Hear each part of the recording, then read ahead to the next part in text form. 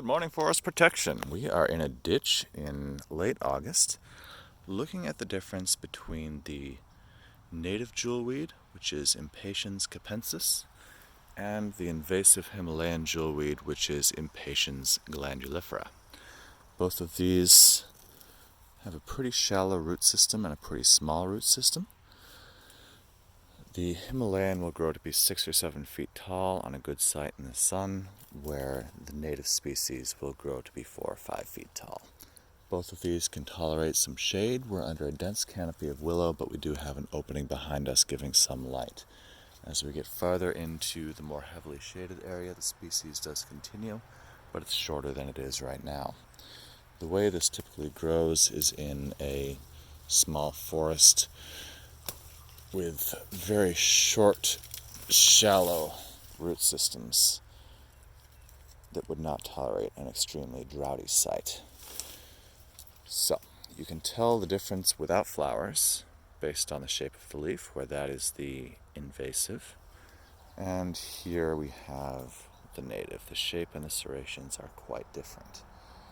If you're looking to control this, I spent a lot of my childhood trying.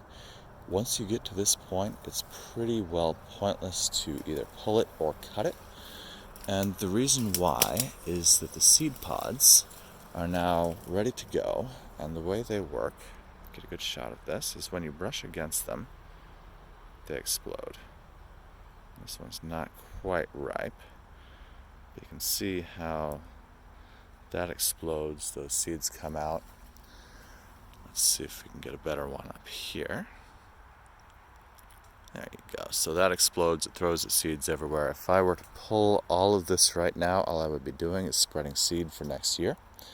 If I cut, it will do the same thing. It'll both spread the seeds and it will resprout from these nodes. And if it's not too late in the year, it will reflower and make even more seeds. So if you are pulling this, you want to get it early in the season before it sets seed, and you want to be awfully thorough. Because just like thinning a forest, if you take away the competition for one of these, it might just resprout and become a much bigger problem than it is. And I can take you to some places where that has happened. So manual means of control are impractical, and chemical means of control we'll discuss in class.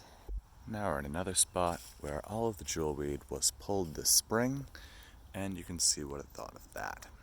So, I'm not sure if there were some seeds left over. That's a cherry tree I planted many years ago. I'm not sure if those seeds were left over and resprouted, or if something else happened there. Maybe some very small ones were missed. You can see how much the bees like this stuff, where there's bumblebees all throughout it. I've seen honeybees. Pollinators do like this. But that doesn't make it really a good thing as an invasive species, because it is crowding out everything else beneath it.